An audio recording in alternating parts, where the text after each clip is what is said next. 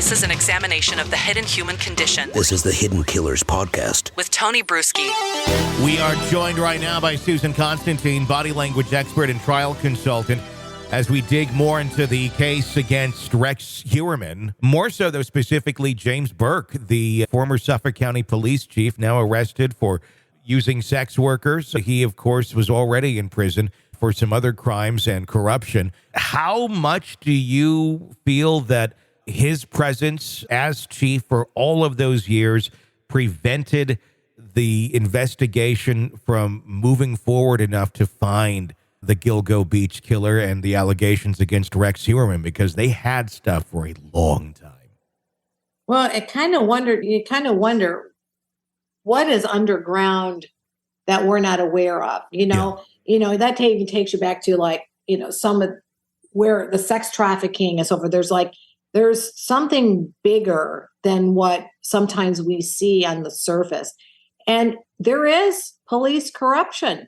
Sure. There is government corruption. There is judge corruption. There is organization corruption. There is corruption. I mean, in every area. So I just find it to be incredibly disturbing that, first of all, this person was empowered in the position that he had. Yeah. Given, his background. I don't know if you knew this or not, but I was one of the experts that worked with one of the victims in the Jeffrey Epstein case. Okay. Yeah. And when you think about just that whole underground thing there. Yeah.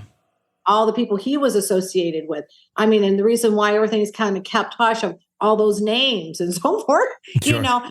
There's a lot going on that I don't know that we all know everything, but I do think that there is some sort of correlation and why he was not brought to the forefront as a suspect or done anything about it earlier on than letting all these years pass by. Something's up with that. Well, and talking about a case that was a rabbit hole, or is a rabbit hole, Jeffrey Epstein, and just how deep that goes and what the public doesn't know and maybe never will know about some of the interactions of the people involved in that rabbit hole. Because I think just the idea of accepting that some of the people that may or may not have been on Jeffrey's Island is hard for people to grasp. I think the same thing kind of goes for something like this, where you have faith in your police chief. You have faith in the people who are supposed to be protecting and serving. And in many cases, most of them are good. But yes, you have your corrupt ones every now and then.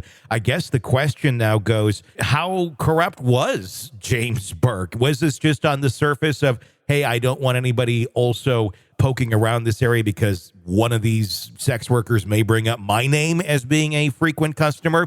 Or does it go deeper than that? And how deep does it go into a possible cover-up, or even, dare I say, some sort of relation with Heuermann, or maybe any of the others that also are sitting there that I'm sure they're still chomping at the bit to start digging into, to try and find some answers to who took so many of these lives?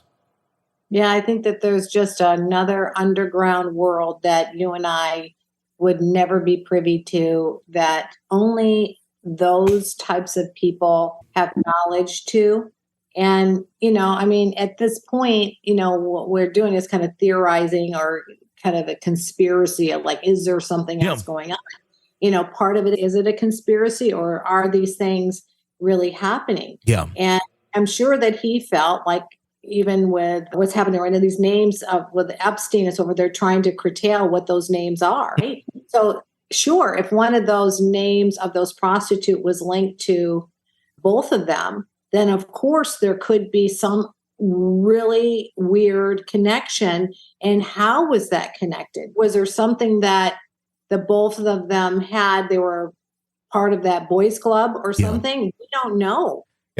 And then it makes you wonder, how deep does it go? If it is a conspiracy, was James Burke operating in a bubble unto himself? I mean, I suppose in some ways, if he was very, secretive about his kind of dark sexual desires, possibly.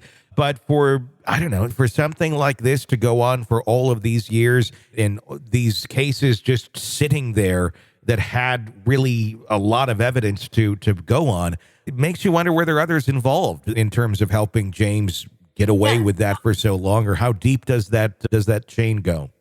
Yes. And let me tell you something. I find myself that this, and then I know of a case right now that's going to break out and it's kind of one of those Maya stories, the the woman who ended up killing herself because she was accused of Munchausen's by proxy. When you find out and you start to understand what's happening in a much deeper level, my point being is that the individuals that are in charge of those investigating these types of different types of cases have strategically put themselves in high positions so they can block it.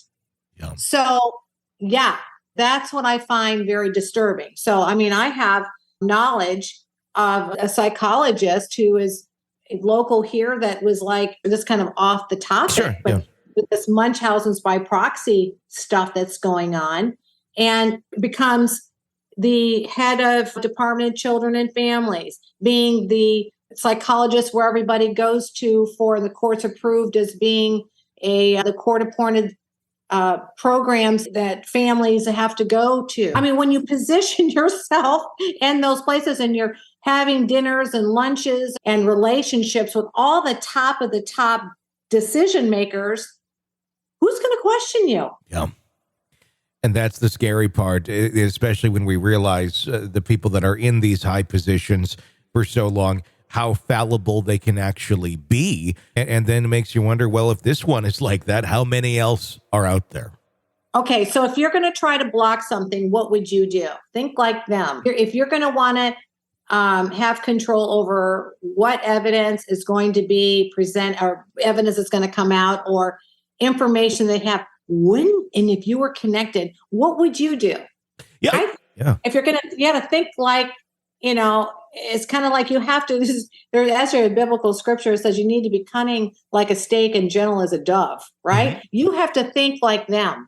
What would you do if you were trying to barricade and block anything that also would come out about you? You're going to try to get in those positions. You're going to want to socialize and you're going to create connections and relationships with those people and then have positions to where that they have to go through you in order to get to where they need to go. So then you block it. So, that's what I would do if I were Rex's place in his position.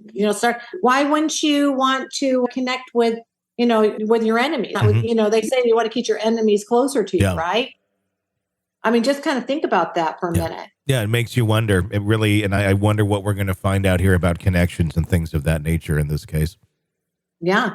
This is the Hidden Killers Podcast. Want more? Start binging on all of our true crime podcasts right now through Apple Podcasts and get an ad-free experience when you sign up to be a True Crime Today Premium Plus member exclusively on Apple Podcasts. More of the Hidden Killers Podcast dropping soon. Press subscribe now.